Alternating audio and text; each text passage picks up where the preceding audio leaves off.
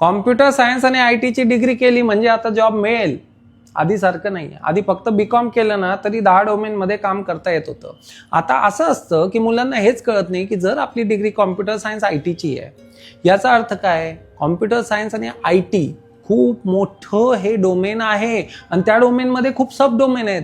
Job sub domain मध्ये मिळतो. तुम्हाला जर फक्त डेटा एंट्री, डेटा रिलेटेड वर्कचे जॉब करायचे असतील तो विषय वेगळा. सपोर्ट इंजिनियर म्हणून काम करायचं असेल तो विषय वेगळा. पण जर तुम्हाला खरंच प्रगती करायची असेल तर तुमच्या जो फायनल इयर मध्ये एक प्रोजेक्ट असतो ना नावासाठी, तोही तुम्ही ऍडजस्ट करून इकडनं तिकडनं धापतात. विद्यार्थी मित्र, मुद्दा असा आहे ते एका प्रोजेक्टवर आता काम होत नाही.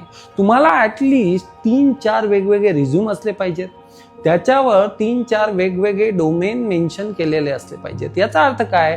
कंपनी कुठलीही येऊ दे, मग ती सायबर सिक्युरिटीची येऊ दे, AI ची येऊ दे, डेटा सायन्सची येऊ दे, जर तुमचं गोल असेल जॉब मिळवायचंच आहे तर विद्यार्थी मित्र तुमच्याकडे निदान थोडं नॉलेज हे जवळपास सगळ्याच डोमेनचं असलं पाहिजे, कारण तुमची डिग्री ही जनरलाइज आहे. मग आता सर आम्हाला तर एकाच डोमेनवर जमतंय सगळं, बाकीच्या डोमेनचं नॉलेज कमी वेळात कसं घेता येईल, एवढे प्रोजेक्ट कसे करता येतील? तिथेच NSG अकॅडमी तुमची मदत करते. लास्ट 21 इयर्स पासून कॉम्प्युटर सायन्स ITच्या मुलांना मदत करत आलेलो आहोत. जो एक बेसिक फंडामेंटल फॉर्म्युला डिकोड झालेला आहे तो तुमच्यापर्यंत ठेवू शकतो.